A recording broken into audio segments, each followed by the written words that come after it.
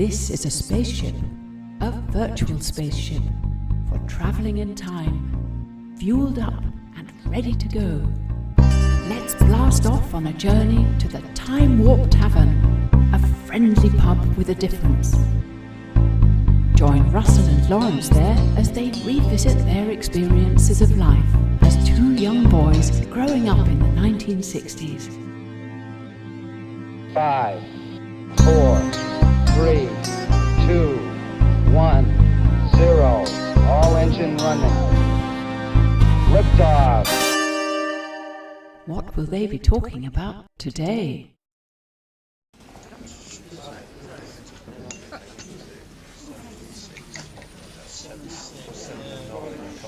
Remember something like that. 7 and 6 sounds right. Yeah. They used to put a list using those little plastic letters. Like a corkboard thing. Who was it that decided to have a special offer on a certain thing? Was it the manufacturers or the suppliers? That's a very good question. I think it was a combination of both. Right, but the whole experience was far more user-friendly and enjoyable back then, though, wasn't it? Yeah. I mean, shopping in the high street, what a challenge it's become, you know. Well, it has. I mean, you had everything in the high street, didn't you? And everything was sold sort of individually, wasn't it? You didn't tend Yeah. to have shops that sold everything. Yeah, we did a lot of our daily shopping locally. The essential stuff was just very local. Yeah, it was literally a 5-minute walk to the end of the street, and what you'd find there was a parade of shops. And it'd be newsagents, greengrocers, barbers, Yeah. tobacconists, hardware shop, a baker's with fresh bread, a wool shop, chemist, a shoe shop, furniture shop that made its own furniture, ironmongers. You know, you can't believe that now, can you really? No. There was about 15 to 20 shops at the end of our street, you know, and you didn't need to go any further. And that was our world. It was.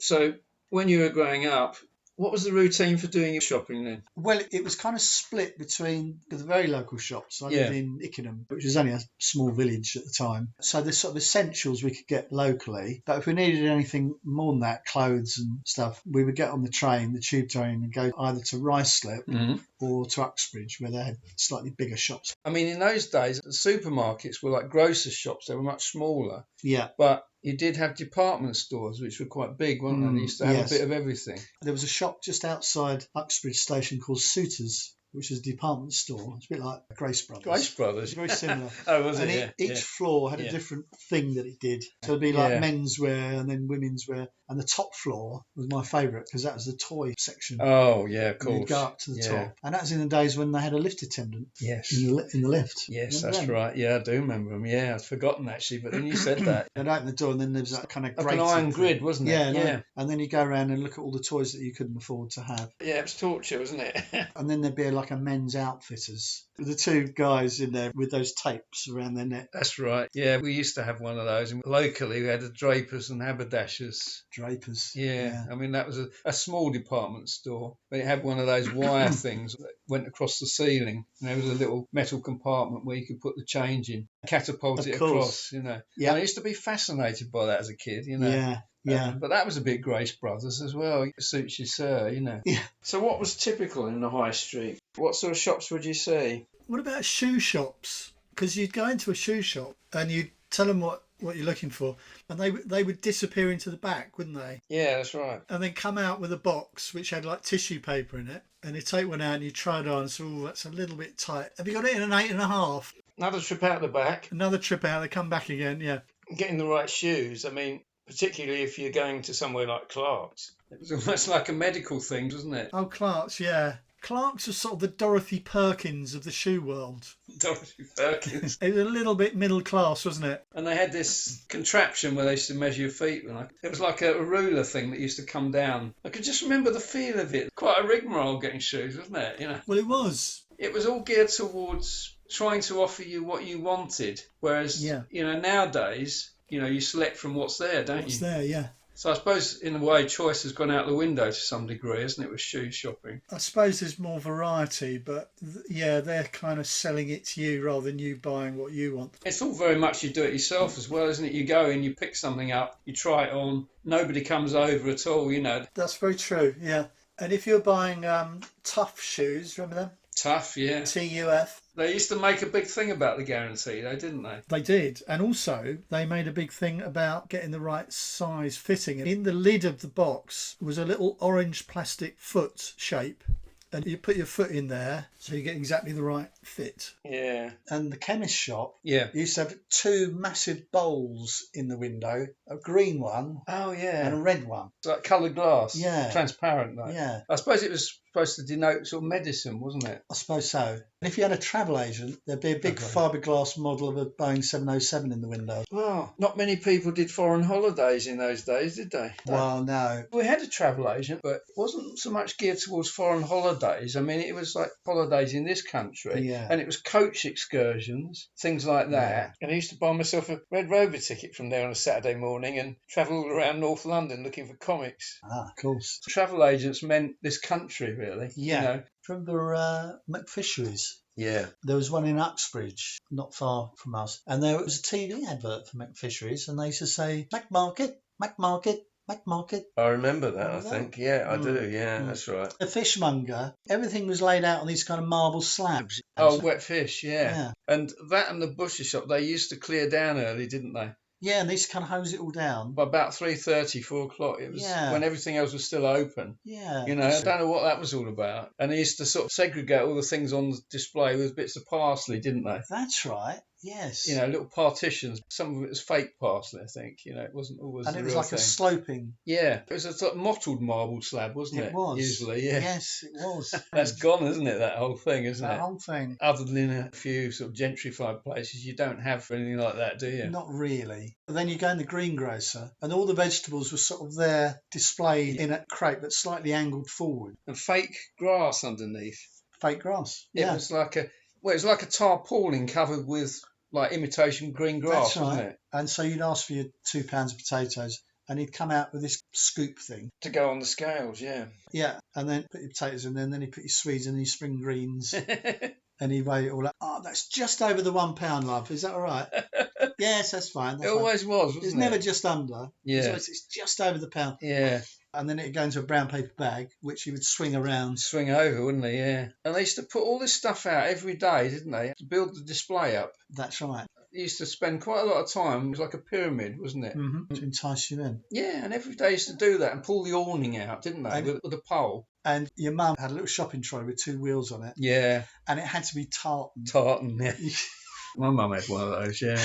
But I used to really Yeah. like the smell in the greengrocers. That sort of nice smell of fresh vegetables. It was nice, actually. It's, Slightly perfumed, wasn't it? Mm, It was a very mixture of nice. vegetables, earthy, and a bit of fruit kind of mixed in, And the wasn't it? potatoes would still all have mud all over them. Yeah, I suppose that was all weighed in as part of the weight, wasn't it, I actually? suppose so. You know, certain greengrocers back in those days, I don't know if you remember, not all of them, but sometimes it'd be like a standard greengrocers, but they'd also, inside, they might have a freezer compartment. We'd have a few frozen veg as well as fresh ones. As well as the fresh and tin veg as well, of course. Yes, that's right, Tin yeah. peas. Because um, frozen food was only just starting to come in those days, It wasn't was it? really. The first thing we really bought was frozen peas, I suppose, then fish fingers. Yeah. My mum was quite resistant to frozen food at first. She thought it was a bit of a cheat, you know. Yes. It's a little bit shameful, you know, that you can't cook your own food. But that was the shape of things to come. Exactly.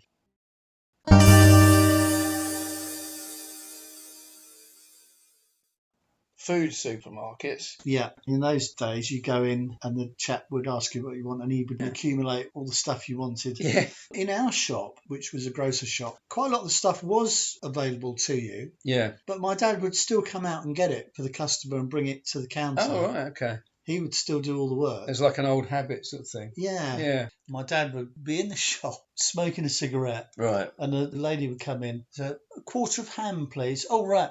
And then my dad would put his fag down on the counter, Yeah. and then he'd go off and he'd slice a quarter of ham into some sort of like greaseproof paper. They are, Mrs. Smith. Oh, and have you got any Finder's fish fingers? Oh, yes, we've got some of those in the freezer. And he'd go and get those. Oh, can I have some bachelor's dried peas, please? And then an Arctic roll. And he'd do all this, put it in brown paper bags, and she'd pay him, and she'd leave the shop, and then he'd pick up his fag again and carry on smoking. So health and Right. safety hadn't Yeah. quite kicked in. Yeah. Did he have a brown overall on? I don't think he had a brown one, but he had a navy blue one. Terraline. I can imagine the feel of those. That's Yeah, horrible. a bit like fingers on a blackboard.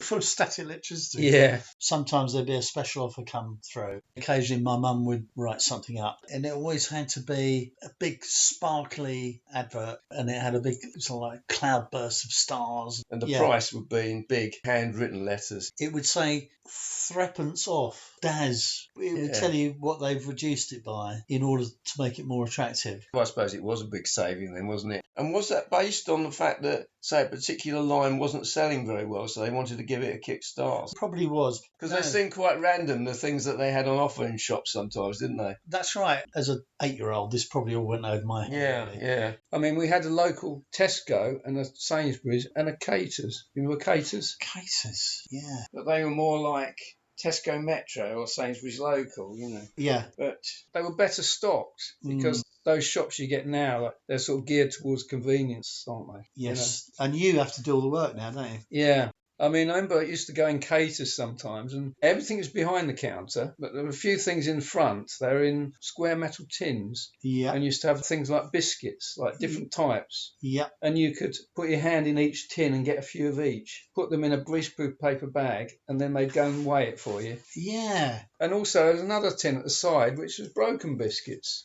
Broken biscuits. You could actually buy them separately. And sometimes they were just like, had a little corner missing or something, but they were considered broken.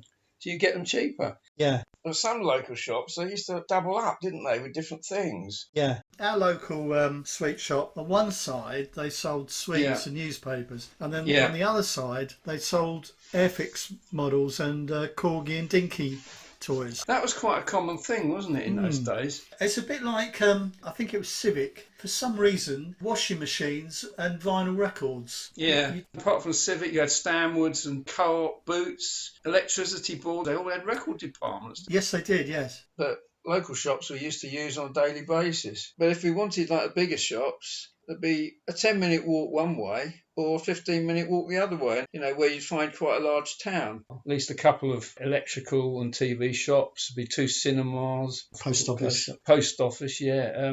There'd be a co-op. Then Victor Value, do you remember them? Yeah, I do remember. They're slightly cheaper, maybe like Aldi now. Sort of. Yeah. But I mean, our local Tesco, just a short walk away. I mean, it's really just a grocer's shop. Yeah. People seem to be quite happy to go into a shop and quite happy just to have a good old chat with them, even if you're not necessarily going to buy anything. Yeah, that's right. But I remember when they went over to checkouts, there's still no trolleys or anything like that. No, that was a big change. Yeah. It was still only one girl on a till, you know. And then when you pay for it, the girls had those old-fashioned tills where you had the little push buttons. Yes, that's so right. So as each item went through, you hear them go chick, chick, chick, chick. Yes. Chick, chick, chick, chick. Yeah. It's like And a it's all- comptometer, wasn't it? Yeah. And then you'd get a receipt and a bill printed out, but with really rubbish mauve ink. That's right. That It was, you couldn't wasn't it? read. All smudged, yeah. But those local shops, I mean, they were part of the community in those days, weren't they? Yeah. They quite often used to be run by older people, didn't they? That people that were almost approaching retirement age or just over. Well, actually, that's an interesting point, because in this particular shop, you had the guy that ran it and his wife, and then you had his parents, his mum and his dad, who were both sort of grandparent age, and they both had hearing aids. Yeah. And I think that was something that you saw quite a lot. You would get more than one generation. Passed it on, I suppose. Yeah. And quite often, if it was like a local grocer's or something like that, or a sweet shop, as you went in, there'd be a bell on the door to let them know that there was a customer. And there was a little bit of like a time lag where it took them to get out to the front of the shop, you know. Oh, yeah. It was very labour intensive for them, wasn't it? You know. Yeah. I remember, like in some of the local shops, they used to have the counter, and there was like a flap which they lifted up if they wanted to come out to front, you know. Oh, that's right, yeah. A bit like in a bar, in a pub. That's right. Quite often, the ones with the ice lollies and the ice creams would have a sliding perspex top. Yeah. They'd have ice cream and lollies and things. And the person would be behind the counter, the fridge would be out front, and then you'd say, can I have a so-and-so? And they'd lift the flap up and come out and get it for you, even though that you were nearer to it. You remember when the James Bond Corgi car was all the rage? Oh, yeah. A little gold-coloured one. I was desperate to have one, and my mum finally relented and said, look, here's a 10-shilling note. Go down to Hamer's and get the James Bond car. So I was very excited. Went down there, and the guy that served me was the old man, who was a bit doddery. And I said, I've come to buy the James Bond car. And he said, have you? I said, yeah, look, here's my 10 shillings. And he said, He said, well, I'll tell you what. He said, you go home, see your mum, and get her to write a note for you to say that you're coming to buy the cart. And I burst into tears, basically. Oh, And no. I went back home and told my mum what had happened. And we went back up there together. Yeah. And the old man had to apologise. He said, oh, I'm very sorry. He said, your son looks just like another little boy who's always stealing money from his mum's purse. Oh, right. He comes in here. He was being conscientious, like he thought you'd half-inched it, didn't Yeah. he? But most shops now are geared towards you helping yourself in anything, whatever it is, aren't they? Yeah, these days, yeah. But you did get service back then. Sometimes a bit too much.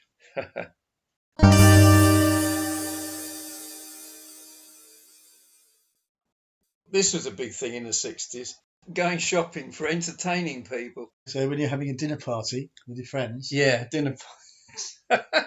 It's not the sort of thing we would have been likely to have, you know. when your husband's boss is coming around to dinner.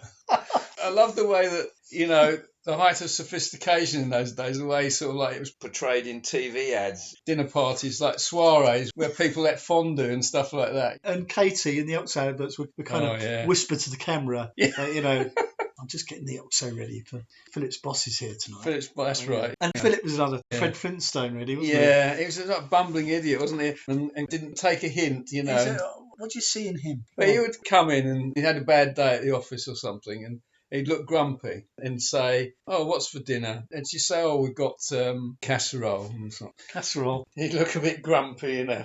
And then she'd sort of make the magic sign. She'd like crumble a cube like in midair, like, you know. And suddenly his face would light up and it's like, oh, that's different kind of thing. It's got an Oxo cube in it. And you'd think that Oxo cube was like a complete meal in itself, the way they talked about it, wouldn't you? You know, it's like, it's a little bit of flavouring. That's all it is. That's all it is. Yeah. It was always like that, wasn't it, though? On a building site, you know. Yeah, doing a lot of pointing. With a clipboard, with a sheepskin coat on. But that was like the 60s, shorthand for man of action, wasn't Yeah. it? You know, fast-paced life. And when he comes home, he needs something proper to eat. But, you know, to actually make some of the dinner party concoctions that they suggested, you know, Yeah. it would have probably taken a lifetime because there was less convenience foods around then, you know, shortcuts. Yes. I was just thinking about going shopping for takeaway food. Yeah. I mean, in the 60s, it was only fish and chips, really, wasn't it? Fish and chips and Wimpy bars came in. Yeah, that's right. Wimpy bars, yeah. But I mean, that was it, wasn't it? That was your options. Yeah. Well, this would have been early 70s, actually. Yes. And there was a huge furore about somebody who wanted to have a chip shop. Oh, Somebody yeah. wanted to- Oh, and there was yeah. protests and people went to the local council. And Yeah. in the end, they did get in there. Now, if you go into Ickenham now, well, there's a chip shop. Next door to that is a pizza place. Yeah. Then there's an Indian and there's Chinese. Absolutely. We had exactly the same problem, actually. Yeah. Places that sold takeaway food in the evenings were quite restricted in those days, weren't they? You know, there was a sort of demarcation, wasn't there? Yeah. You know, certain things you could sell at certain hours and in certain shops. Absolutely. And fish and chip shops, I mean, they used to open lunchtime for a couple of hours and then they'd close and open at 6. That's right. It was quite a while before these places started to creep in. Yeah, early 70s. Yeah, bacon take. Do you remember those? Yeah. But you had the beginnings of prepared food in supermarkets, didn't you? We had the frozen bird's eye ready meals in a sort of like aluminium foil. That's right, yeah. Absolutely disgusting. Because everything tasted of metal. Yeah, those early sort of like TV dinners, weren't they? That's right, that's what they were really. Yeah, Vesta curry and rice. yeah, box meals. The box was actually more flavoursome than the rice. Well, I suppose, you know, up until that point, I'd never really tasted a curry, so I wouldn't know what a curry tasted like. No. Or chow mein. Chop suey. No. So I wouldn't know that they tasted very artificial. Yeah, this has been late 60s again. Yeah. A sister and a boyfriend, so he was sort of trying to impress. So where are you off to? Oh, we're going to the Chinese takeaway. Ooh, Exotic. blimey. Yeah. I can see my mum's expression now, the thought of foreign food, you know. Yeah. I mean, there were Indian restaurants around at that time. Only for people that drank martini. Yeah. Mind you, eating out wasn't something we did. No. Well, we ate out when we were away on holiday by the sea. Because out of practicality, because we booked into a guest house. Yeah. You weren't allowed to come back in till the evening, so you had to buy a meal out.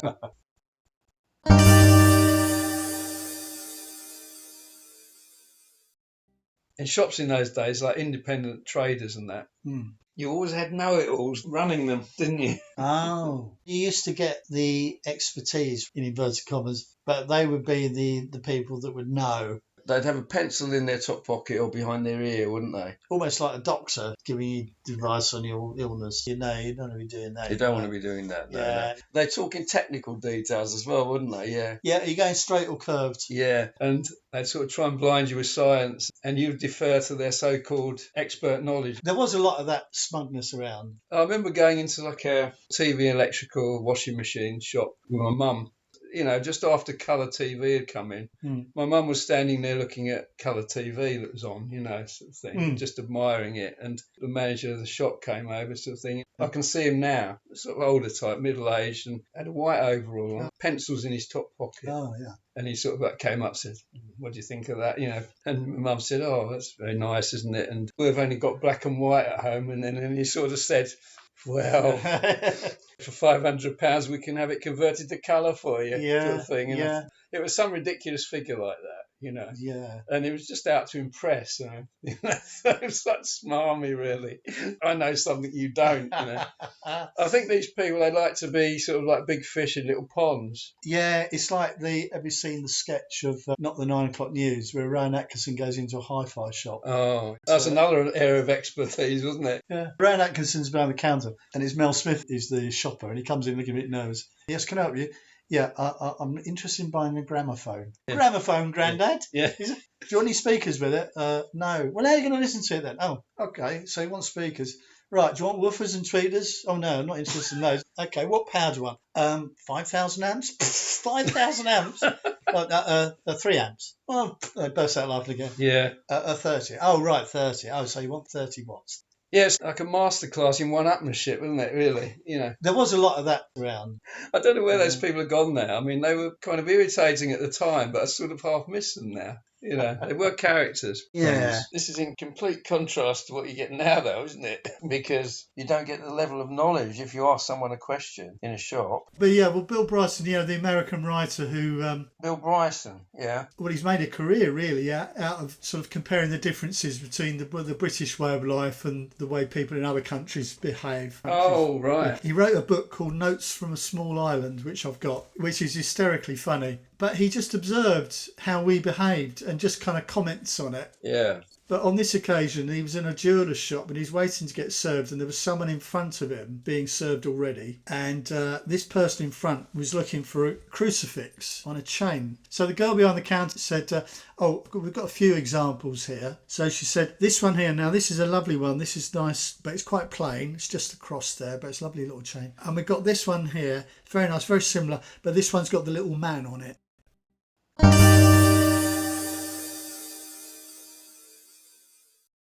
Trading stamps.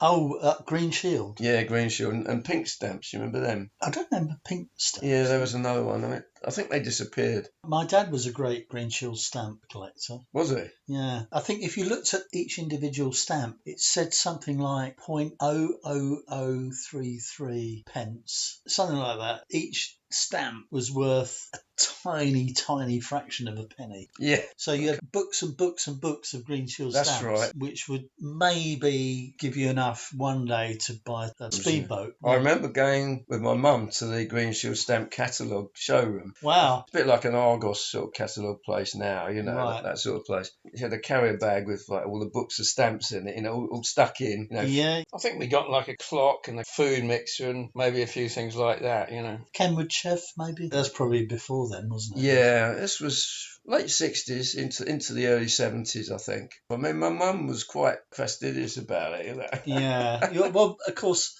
mums were fastidious in those days, weren't they? Yeah, and then suddenly they weren't there anymore. I suppose these days it's been replaced by things like scratch cards and the lottery and stuff like that. Yeah. Because people need to have a dream. That's very win true, something, yeah. don't they? Yeah. Even though the chances of it happening Yeah. are zero. Yeah. Like my brother, for example, does the lottery every week. Oh, yeah, and that started in 1994. Did it? Yeah. And so I say to him, Well, I've never done the lottery, and I reckon I'm £5,000 better off than you.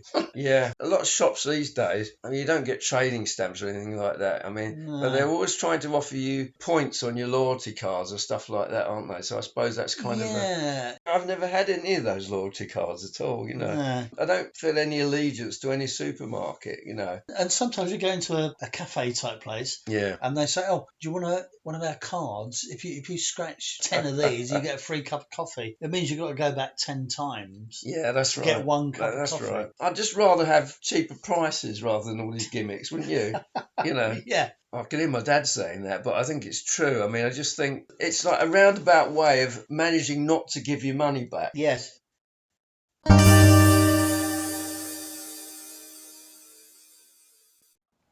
Decimalisation.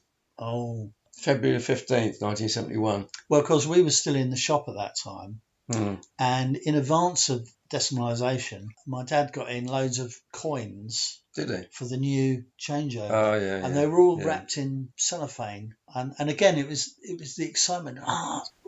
10p, it's not 2 shillings. Well, I remember seeing the 50p for the first time, and that looked so futuristic because we never had a coin like that, did we? A pentagon. Yeah. And it was always new pence, wasn't it, originally? Yeah. But the new got dropped very quickly. It became pence very quickly, I seem to remember. It did, didn't it? And what was confusing at the time when they used to have these conversion things, and it used to say, like, a new penny is worth twopence or threepence. And my dad used to say, well, which is it, twopence or threepence? It can't be both, you know. It's somewhere, was it 2.4 or something? It was somewhere in between, wasn't it? Yes, I think it was. I remember thinking it all seemed, it was like foreign currency, you know. It was like modern, wasn't it? Real, like the modern world has suddenly kind of like taken over. And if only I'd had the foresight to keep one or two of those to one side. Well, I can remember going out on the very first day, the first official day.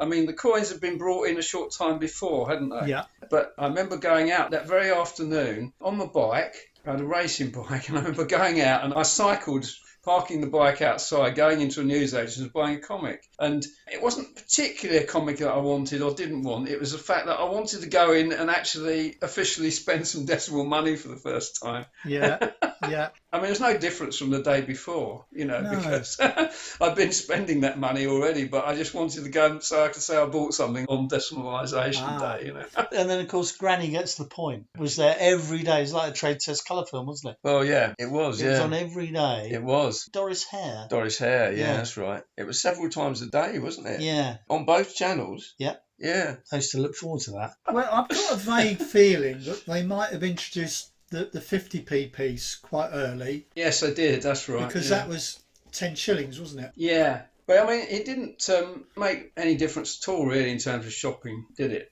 You know? Not really, no. Well, it soon sort of factored in, wasn't it, really? I think it was just really older people that didn't really get to grips with it, you know. But it felt like we were heading towards Europe at that point because it was metric, wasn't it? The mistake everyone makes is trying to convert from one to the other. Oh, yeah. And it's a bit like, I mean, when I was learning French, my French teacher always said, don't go for the English phrase and try and translate it. Just think French.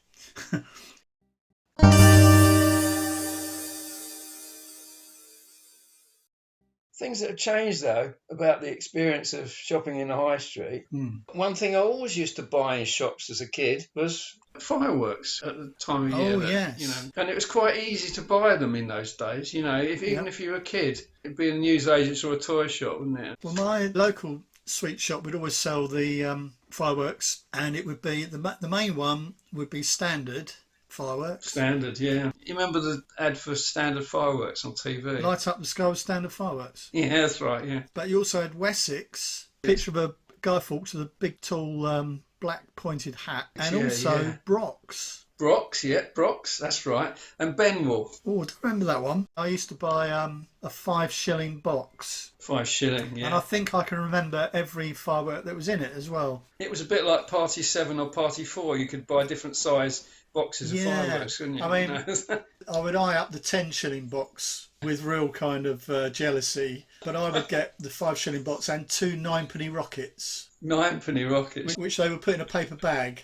They were sort of like presented in an artistic little display in the case, weren't they? And You'd look at the big rocket and think, blimey, I bet when that goes up, it would look like the end of Sunday night at the London Palladium. Outside the shops in the high street, the old collection boxes for various charities. Oh, yeah. There was the one of the handicapped boy with I don't know, it was like an iron leg or a sort of a... That's right. He had calipers on, didn't he? Yeah. There was the one with the panda, wasn't there, for the RSPCA or whatever. Ah, yeah. And there was a dog, a St Bernard. That's right. Well, it's sort of made out of fiberglass or papier-mâché or something like that. And there was a slot in the head where you put the money in, wasn't there? Yeah, and that's another aspect, is machines in the high street. Wherever there were shops, you got cigarette machines, didn't you? Yes. And sometimes they used to be stood alone from the shop, and it was attached to the wall by a chain, wasn't it? Do you remember that? That's right. Nestles used to have one. You'd see them on train station platforms, wouldn't you? Sometimes that was the only thing you could get, though, wasn't it? Like a bar of chocolate. I don't remember this. It was a dispensing machine. It was on a metal pole, and it was like a round Perspex container at the top. It had those golf ball bubble gums in there. That's right, yeah. You'd either pull the thing, or the other one is you'd put a tanner in, or threepenny bit, and there was a little handle that you turned like clockwise. Oh, yeah, like a tap, wasn't it? And it had little metal lids that you lifted up, and you take your little golf ball of chewing gum out. Because you could see them through the transparent plastic, couldn't you? Yeah. I suppose it was a way of tempting you to go and buy one, yeah. But they were something else you could get when the shops were closed. You just didn't have 24-hour shopping like you do now. I mean, that's something that people take for granted. We do take it for granted, don't we? Yeah, that's true. I mean, we're quite lucky, actually, because we've got a little McColl's store around the corner. Yeah. And get something. But it's quite expensive in there, I've found. Yeah, that was the other thing about local shops. They did put a bit more on the price, didn't they? Yes. Because my mum was always a bit wary about that. You know, she would buy certain things from local shops. But, you know, if you walked a bit further, you know, you could get it a lot cheaper. And of course, if you ask for something over the counter, the shopkeeper gets it and it's too expensive. You don't like to say, oh, can you put it back again? So rather than that sort of embarrassment, she wouldn't go in those shops at all, you know. Yeah, I can hear my dad saying, that's a bit dear. It's a bit dear, yeah, that's right, yeah. The shops that don't exist anymore, Oh, yeah. shoe repair shops. You see places that sell like replacement soles for shoes that also do key cutting. Why do they go together? I don't know. What's natural about that? There must be some commonality with the tools they use or something. We had a shoe repair shop, like Cobbler's, wasn't it? At the end of our street in that parade of shops. And, you know, used to be adverts for Cherry Blossom and Kiwi and that. Yes. You don't see high street furniture shops very much now, do you? Ah. Or carpet shops and places that just sell bathroom tiles, things like that, you know. Wool shops. Craft shops that sold knitting patterns. With regard to music, of course, you used to get the Burton's tailoring shops. Oh, yeah. And upstairs, they would have music very often, wouldn't they? That's an odd thing, though, isn't it? Having music in a clothes shop. I think it was quite common. There was another one in Ruislip, and I remember it being there. I was too young to go and see bands. But later on, the upstairs bit tended to become snooker halls. Actually, that's probably right, because I can remember a Burton's, I'm talking the 70s now, early to mid-70s, and upstairs there was a snooker hall above it, so I'm betting that was another place where they had live music, probably some years before. Yeah. But that thing about, you know, being able to go and buy things in a shop 24 hours a day, that just didn't exist in the past, did it? No. The laws regarding shopping hours, they just didn't allow for anything like that to happen.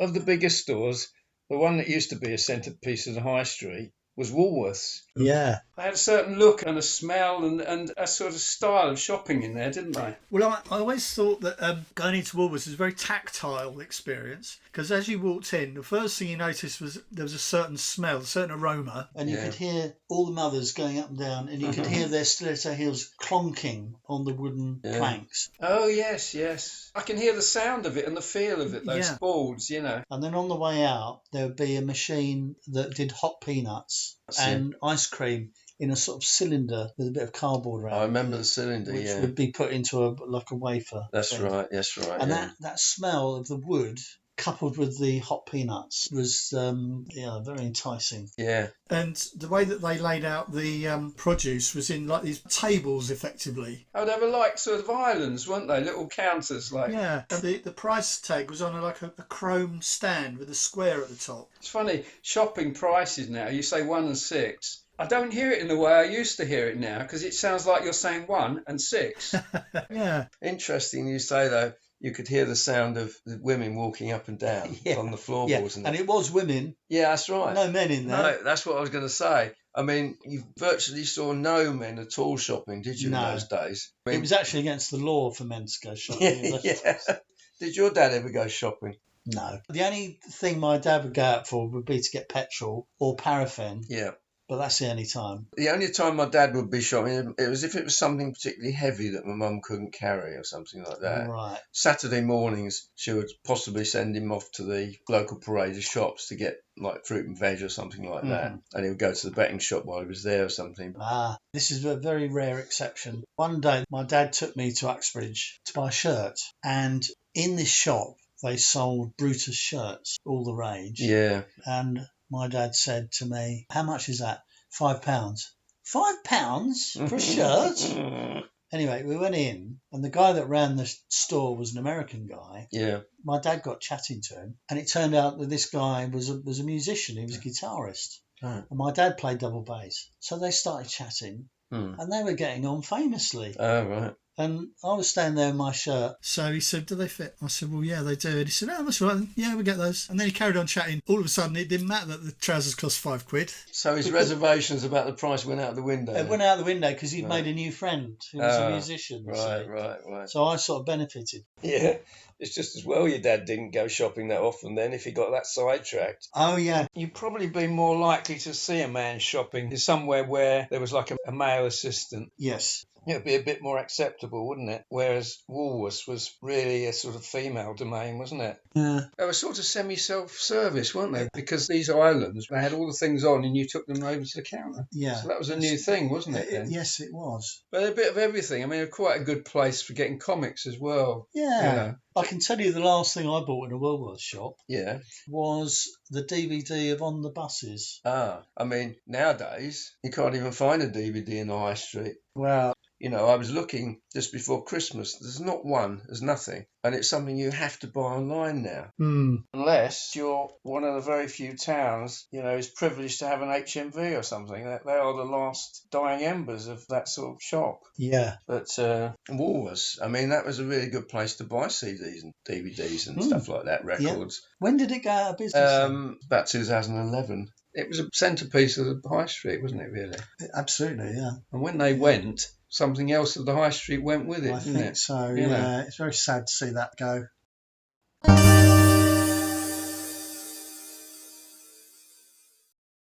Just as you're going into your teens, there must have been a point when you didn't want to go shopping with your mum anymore, but you wanted to go shopping on your own.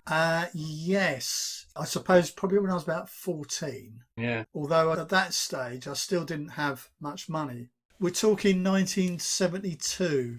I had a friend called Lee who was very much the leader of the gang, you know. Yeah, he was the one that had a bit of money. He'd always have the trendy clothes. Oh, yeah. He was the first one to buy an 8-track cartridge, you know. 8-track, yeah. And one day, and it was a Sunday. Yeah. And he was going up to a shop called Anello and Divads. Very posh, sort of West End shoe shop. It was near Petticoat Lane, but he had some boots specially made for him. I mean, imagine that. Yeah.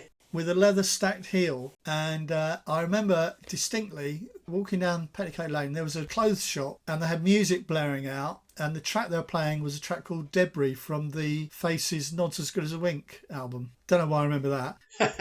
And then I went into a shop and bought a pair of loafers. Remember them? Loafers, yeah. And black with a leather stacked heel. And they were sort of like the last word in trendiness in 1972. And they cost me £5. Ooh. Whereas anywhere else, a pair of shoes would be £3.50 or £4 if you're pushing it.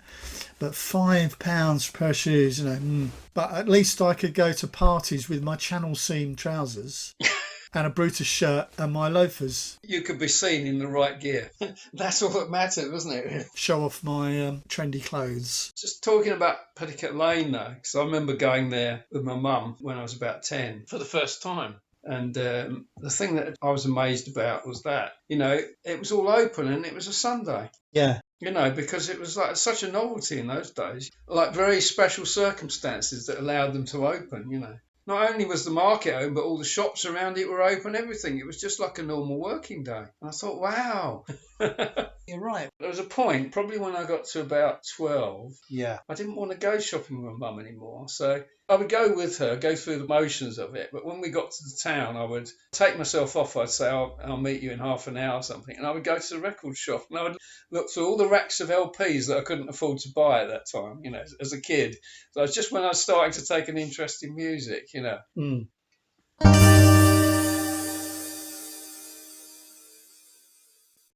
There was more community spirit up north. I think there still is. I definitely agree with that. Yeah. Being like the local shop being at the heart of things, where people meet and they chat there and they know the shopkeeper and everything, and it's everyone knows. Everyone knows everybody else's business. Well, that's the other thing about those days is that everybody did know everybody else's business, didn't they? That's true, and you did actually know who was who in your street. Yeah, and you knew who to avoid and who were nice people. Who were the problem family? Yeah. There was usually one of those, wasn't there? Yeah. Well, our grandparents lived in Yorkshire, which is like you might as well live in Bulgaria, I didn't know where Yorkshire was when I was growing up, geographically, just a long way off. But shopping up there was a slightly different experience. We occasionally go up to I bet it was Yorkshire. Actually, yeah. Up there in those days, they did have shops that were a little bit more like general stores, actually. Yes. You'd have a little bit of everything in there. I used to go and visit a friend in the Sheffield area back in the 90s. Yeah. And it's definitely a different feeling. And we've lost some of that in the sort of southeast home counties. This part of the country specifically, I think,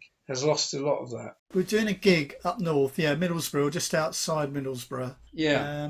I think actually we were supporting Albert Lee that night. Quite a decent gig. Yeah. And so we had a bit of time to spare and we were kind of wandering around town. There's a lovely old-fashioned high street. Yeah. And so there was the 5 of us and we just saw a little bar there. So we went in. And this guy came up and just sort of said, you lads aren't from around here, are you?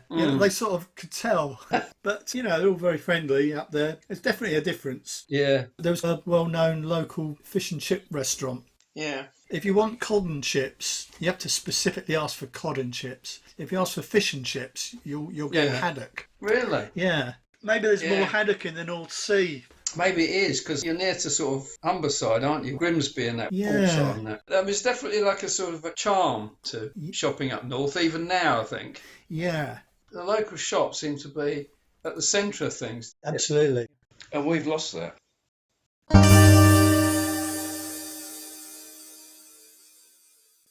I think initially people were quite resistant to bigger shops. I think they liked the local feel of like the smaller ones, where they could have a chat. Well, that's right. People running shops in the past, there seemed to be a way of life as much as it was a business. Yes. They were quite happy to chat, even if they didn't sell anything. Yes. As long as they could tick over, it was their life. And there wasn't an imperative to, monetize it. But it made shops social and full of character. It was definitely a thing. And our shop was a classic example of open all hours. Oh, was it? And I remember I'd be helping my dad restock the store on a Sunday morning. All right. So there I was loading up the Maid Marian orange segments. Maid Marian? Maid Marian was a brand, 1960s. Yeah. Right. Tin peaches, tin mandarin oranges and stuff like that. I remember the name. She looked like Julie Andrews from The Sound of Music. Oh, right. With it like a basket of fruit. Yeah. When the door opened, a bell rang in the front room, but it was really loud.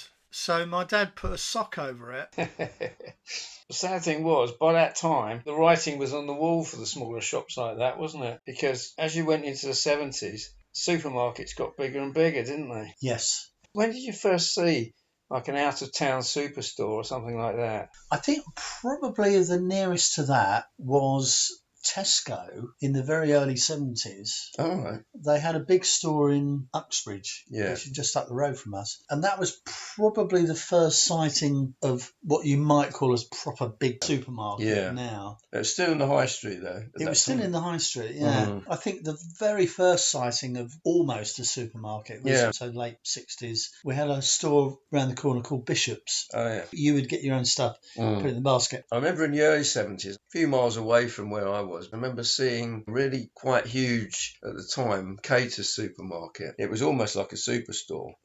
Funny enough, they went out of business in about the mid-70s. Yeah. I think the first thing I saw, which was like a superstore, there was a big Woolco supermarket in Hatfield. Yeah. It was basically like a Woolworths superstore. I think that was the first time I encountered anything like that. Yeah. One of the things that pushed us down the road towards out-of-town places was indoor shopping malls and precincts, wasn't it? Well, there was one in Uxbridge which sprang up in about 71, 72. Right, yeah. It looked like something out of a Doctor Who episode. Did it? All these kind of modular buildings. I remember going to Milton Keynes for the first time.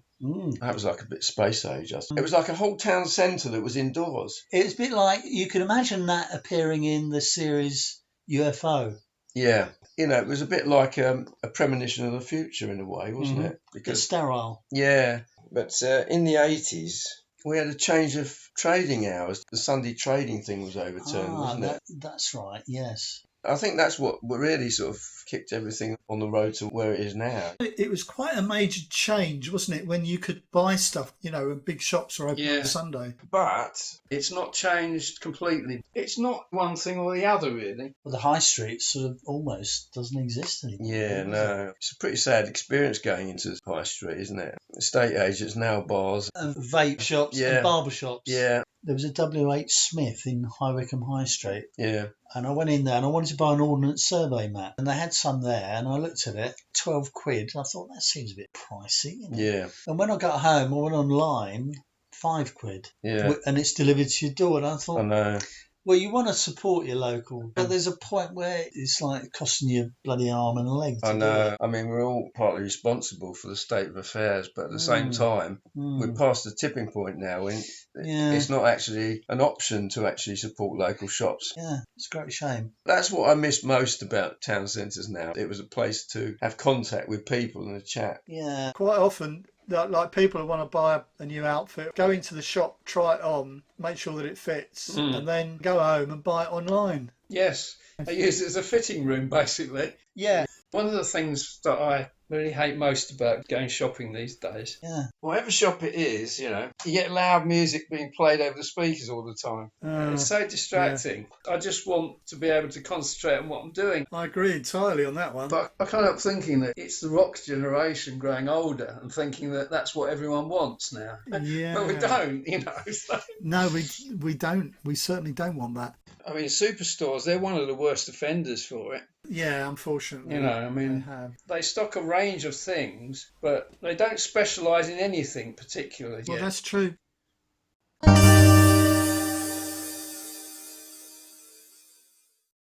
As I was saying before, these days, you've still got restricted hours on Sundays. Yes. Despite everything else being quote-unquote liberated.